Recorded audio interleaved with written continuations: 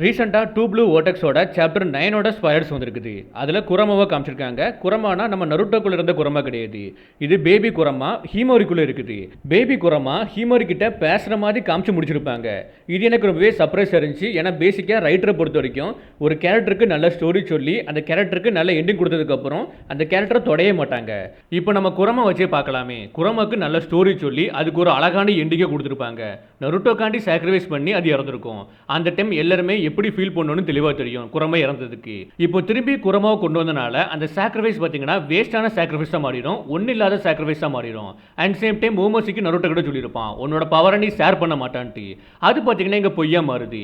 இப்படி ஏகப்பட்ட விஷயங்கள்ல பார்த்தீங்கன்னா கொஞ்சம் இடிக்க தான் செய்யுது. பட் ஸ்டில் இப்போதைக்கு இப்போ ரிலீஸ் ஆன சாப்டரில் பேபி குரமாவை காமிச்சிருக்காங்க.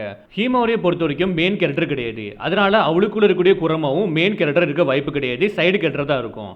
பார்ப்போம் எப்படி ஸ்டோரி கொண்டு போக போறாங்கன்ட்டு.